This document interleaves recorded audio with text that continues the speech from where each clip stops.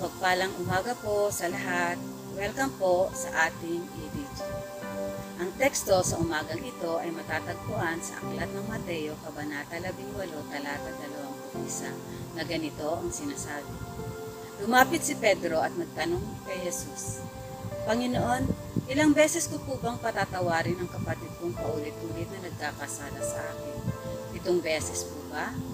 Lahat po tayo ay nakararanas ng mga di magagandang pakiramdam o emosyon na ang dahilan ay ibang tao.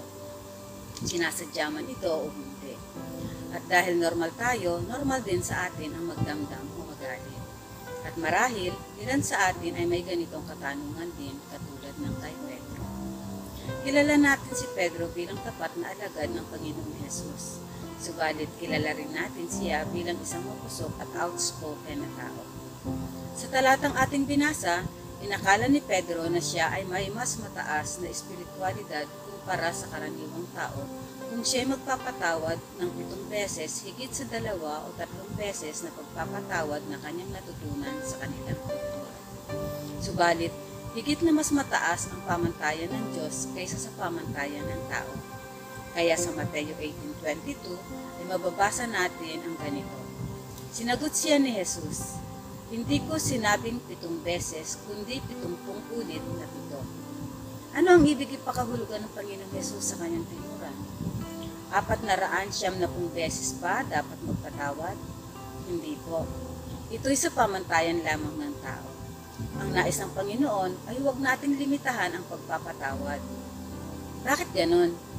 Sapagkat ganito po ang nasusulat sa Colossus 3:13. Magpasensya kayo sa isa't isa at magpatawad kayo kung may hinanakit kayo kanino man. Magpatawad kayo gaya ng pagpapatawad sa inyo ng Panginoon. Dapat po nating maunawaan ang tunay na kahulugan ng pagpapatawad ay walang limitasyon o hangganan.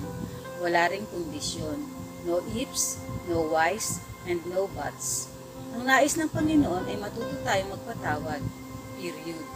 At kung hindi tayo magpapatawad at patuloy na magkikimkim ng galit, ito'y nangangahulugan na hindi tayo tunay o totohanang nagsisisi sa ating mga kasalanan. Isa pong malaking hamon para sa lahat ang sumunod sa banal na utos ng Diyos sa atin sa pamamaraan ng pagpapatawad. Subalit, magsilbi pong paalala sa bawat isa sa atin ang tekstong ito. Mateo 6:15.